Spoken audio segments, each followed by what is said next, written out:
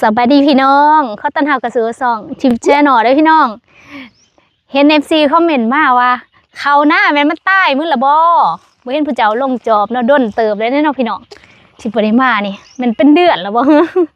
ตั้งแต่ตอนพุ่นตั้งแต่ตอนนุ่งแสดงลงมายังตั้งแต่สุดก่อนพุ่นนะพี่น้องบ่ได้มาเลยมื้อนี้ก็เลยสิพาพี่น้องมาเลาะเบิ่งยังนี่คือเขื่อนคือสวนทิพย์แท้นี่แม่นบ่นี่หาสวนได้บ่นี่ได้ยินเสียงเขียดจีน่าหอมว่าพี่น้องเขาหน้ากระแมนเขี้ยวทุมได้พี่น้องเอ้ยยามนี่แต่บ่แม่นเขาหน้าทิพย์ได้นี่หน้าเพิ่นพี่นะเดี๋ยวสิพาพี่น้องไปเบิ่งเขาหน้าเฮาว่าตอนนี้เป็นจะได้แหละพี่น้องบ่ได้มาดนแหละเมนิชาว่ามักถั่วดกเซฟมีบ่มักถั่วหรือเขาเก็บแหละนี่ทางล่างนี่มีบ่ฮะแกเลยเมื่อนั้นแม่นี่ทราบว่าเก็บแต่โจมบางใหญ่คนได้ตาดีก็ได้กินนี่เมื่อนั้นเขาเจ้าลงมาทางน้ำอยู่ที่บริมาถ่ายแต่ว่าน้องๆเขาก็มาทางน้ำหมอกถั่วทางน้ำออกแต่ข้างหน้า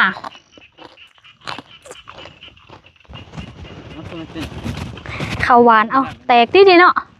เอามันห่างได้วันนี้ฮะนะบริโซมมืดยังเป็นห่างๆใช่ป่ะจักสิได้เขาไล่ไปได้แล้วปีนี้พังเบิงพี่น้องเมนิซาวันยาไล่เลยเบิงมันจอเบิงเขาหน้าพึ่งปูบัดเขาก็เจ้าหนีทีค่ะก็รีบเบิงดูเซมมีไฮดันทุนไฮกลางอันนี้หน้าเพิ่นว่าดูเนี่ยงานดอกพื้นเนี่ยหน้าเพิ่นกะเบิงดูพี่น้องเขางามเขานี่ทอไว้เนาะแบบว่าดำน้ำลังแต่ว่าท่านกันเซยฮะนะเขาเซฟบริเวณหน้าบ่ตัวน่ะบริเวณหน้าบ่ป้างามพี่น้องเขานะดูให้หน้าทางพี่หน้าตัวนี้นะเห็ดไห้ปีทำเห็ดปีทำอิฐป้าก่อเขาล้องามนี่เนาะแต่ขาก็รีเขาล้อน่ะแต่ขาก็รีเนี่ยพี่น้องป้ากรอบไงนะแตกลายเลยเนาะคงเงินบอลนี่ฮะนะมันเป็นนาขี่สลามเพราะเขาเอิญไว้ย่างทีแบบว่ากกน้ำสมปอยไล่ๆนะเซฟมันเลยงามเนาะแถวเนี่ยแหละบริมาหึ่งแหละพี่น้องไปเบิ่งว่าตอนนี้ฮะนะเขาจะเอาหอดใส่แหละจูบป้าหอดใส่แหละจูบหนักมาป้าฮะบอได้อันนี้กกสนุได้น้ำขี้แก้วค่ะพาสอนเขามันดิงามมาเลยมึงดูนะมึงดูนะก่อบางใหญ่นะมึงดูพี่น้องก่อหนึ่งได้นี่ค่ะเฮ้ป้าละวานนี่พอดีสวงอันนั้นเด้ละวานนี่พอดีสวงมันแดดเข้านะยังติดหนาวหน่อยนึงตอนนี้เขากะย้ายลักมองแล้วพี่น้องหน้าปีบางงามคือหน้าแสงได้แต่มีหญ้าเห็นว่านี่หญ้าต้นนั้นบริมีหญ้าได้วินี่ค่ะว่ามีหญ้าเห็นว่านี่หญ้ากับเขานะพอดีกันเลยมักสิเด็ดอันนี้ออกบอกให้มันดอกอีกบอกให้มันบออันนั้นของไอ้ลอยฮะเด้ไอ้ลอยที่ว่าเราอยู่เพื่อนนั่นฮะเด้เราอยู่อันเพื่อนเป็นเท่าดองตีเด้พี่น้องจะได้ดอกมันกระหล่นอีก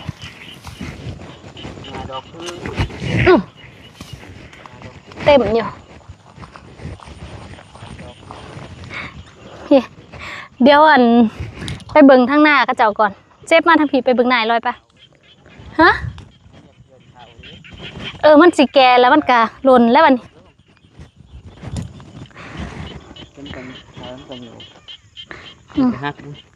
ปีนี้นะพี่น้องละแมนแดดยาวห่อนไหวนะคิดว่าปีนี้ฮันน้ำขึ้นสิพ่ออยู่เพราะว่าเขามันก็เริ่มทองและอีกอย่างน้ำก็ยังล่าให้อยู่แต่กระพังเบิง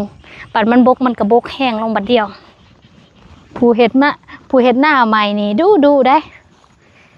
มาถูกมือเลยเรา คือเฮาพี่ก้ายนี่เห็นหน้านะเซฟมาคู่มือมาเผาหน้าได้ปีนี้หน้าเขาอยู่ทางกลางแล้วก็ ฝนเห็ดหน้ามืดแล้วมันบ่มีงัวลงมาสบายบ่ค่อยได้ลงปานใดสบายแห้งได้พี่น้องเห็นหน้าพี่นี่มืดแล้วบ่ป้าหายร้อย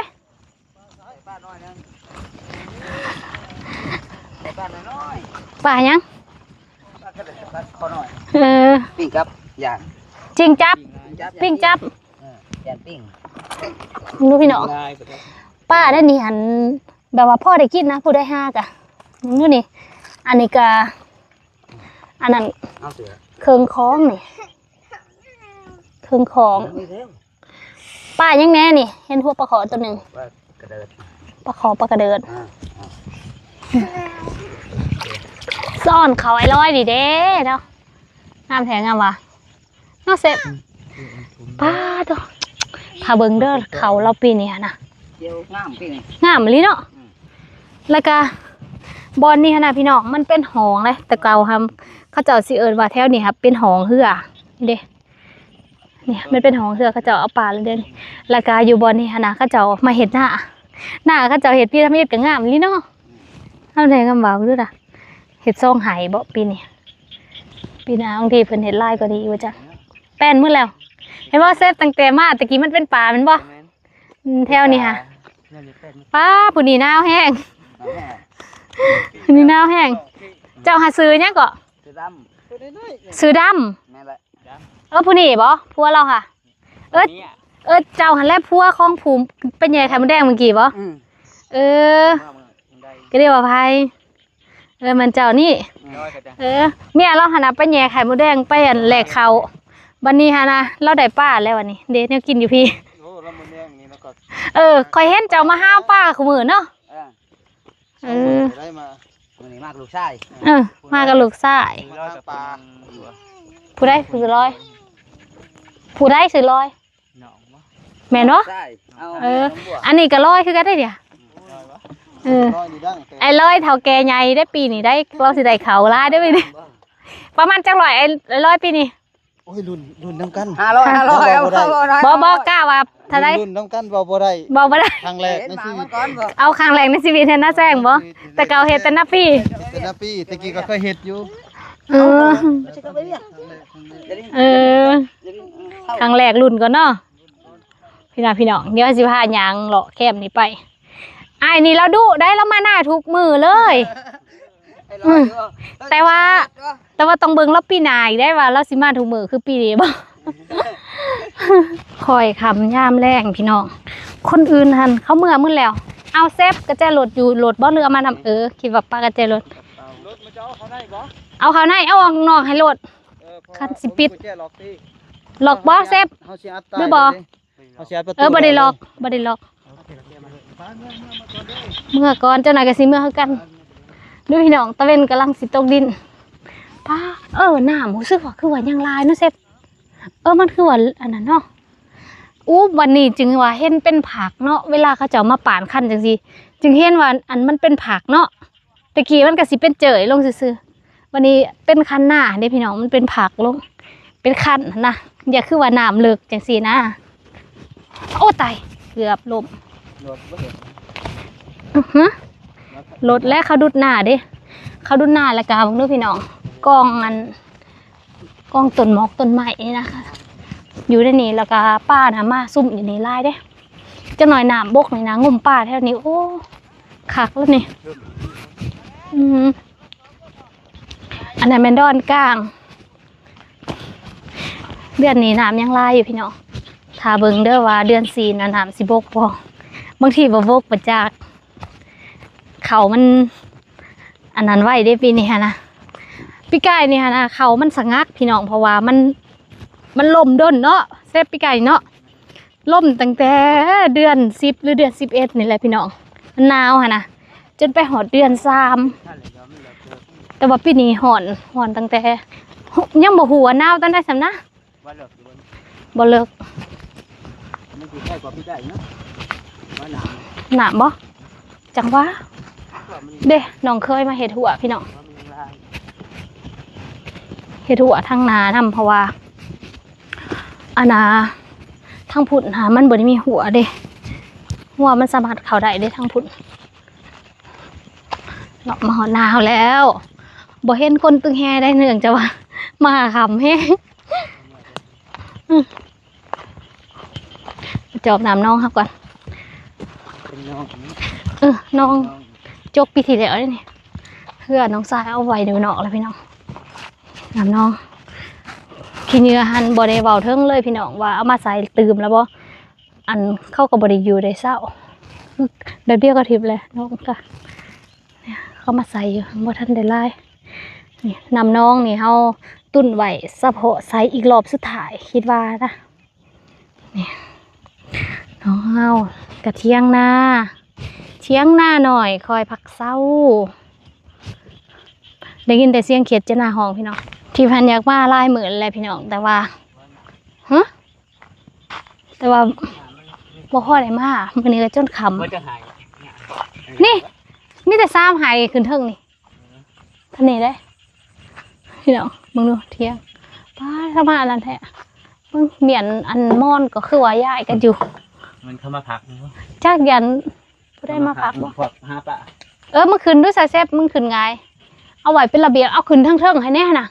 เอาปอนใส่พุ่นหาไว้ยันมายังมามันเสียนะอันนี้มีน้ำให้กินพร้อมได้พี่น้องผู้ได้มากอะมากายแล้วเขาจะก็มากินอยู่นี่ฮะมาพักมาเศร้ามาพักมาเศร้าเอาโหลดจักมาจอดไว้นี้แล้วก็มาไว้เครื่องนั่นนี่อีกแล้วบ่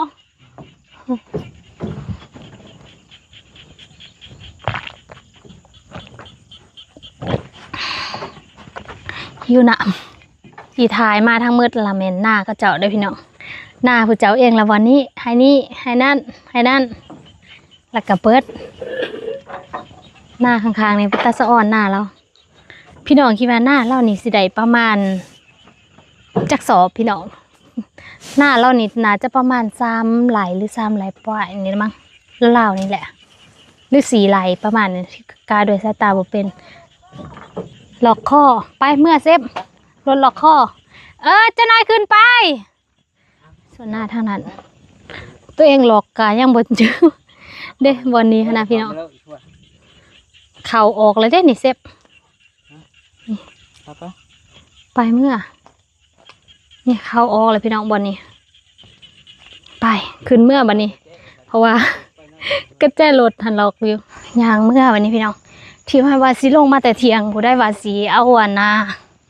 มาคุงมาตำกินแต่ว่าบ่ท่านป้านี่บังดูนะงามอยู่พี่น้องเขาหันแต่ว่าหญ้ายังขึ้นลายดิปีนี่เขาก็บ่ได้มาโลกออกบังดูนี่มันสูงกว่าเขาปีกายหน้าบ่ได้มีหญ้าได้ปีนี่เขาว่ามีคือมีน้ำก็คือว่าบ่ได้ขาดตะกี้หน้าเล่านี่หญ้าลายได้ให้เนี่ยให้ลุมค่ะพี่นี่ผัดบอมีนี่หน้าให้นี่ก็งามเลยบ่มีหญ้าเลยของเราค่ะเปลี่ยนกันเขาเจาะก็งามป้าเขาเจาะก็กองใหญ่ๆคือว่าก็ใหญ่เรียงด้วยนะตาขนาดเลยพุ่นก็บักใหญ่หนึ่งนี่หนาที่เนาะก็เฮาได้สักก็เฮากันใหญ่คือกันพุ่นอะไร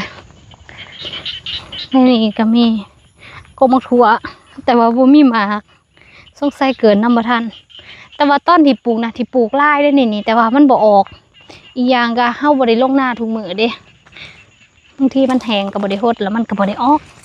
ดูนะหนูว่ายาวเลยนะพี่น้องมันว่าขี้ยาวเลยถั่วนี่ก็ปลูกแล้วก็ได้เก็บกินด้นอยู่เด้โอ้นี่เด้ก็ได้ทำมาเห็ดขางน้ำขี้แก้วทางนี้เด้ป้ามันกระมาอยู่ได้ค่ะนี่เก็บก่อนดูดิมาอยู่ได้น่ะป้าหมังเหงาลีเด้ปลูกไล่อยู่แต่ว่ามันไม่ได้ออกเอามาตำ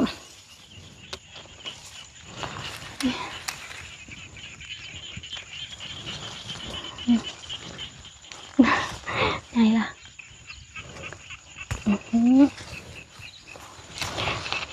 คิดว่ามันตายหมดแล้วเพราะว่ายังอยู่นั่นน่ะพี่น้อง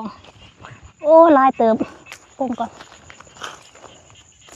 อันนี้ใหญ่แท้พูน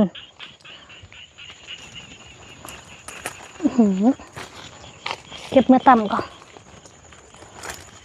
ปลูกธรรมศาสตร์ด้วยนี่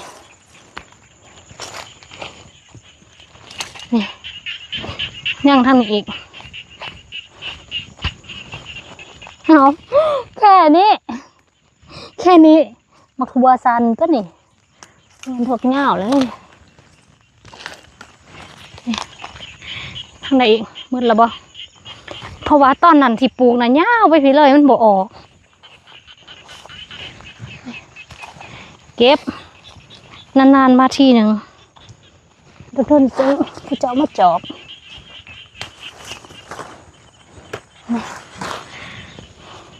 หมดละพอกินอยู่ได้ บ้านพี่น้องก็ตั้มหมักถั่วใส่นะไผ่ตูแบบปะทิพย์อยู่บ่พี่น้องมึงรู้นะคือแม่นี่สาวาลิเก็บได้เป็นโจมบางใหญ่ลายได้เนี่ยเอามาตำมาแล้วโอ้ยยังอีกซองหน่วยตัวนี้มันจะสิแก่ละเก็บกันนะพี่น้องก้อยยางสำนิกกระหอบแหละอ้าวอยู่นี่กะแมน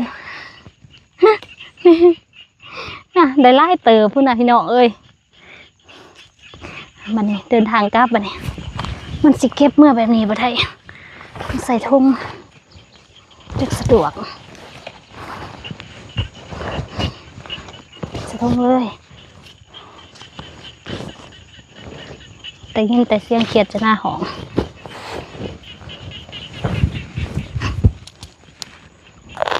สลากินนี่สิกะสิจบไว้เพียงเท่านี้เด้อพี่น้อง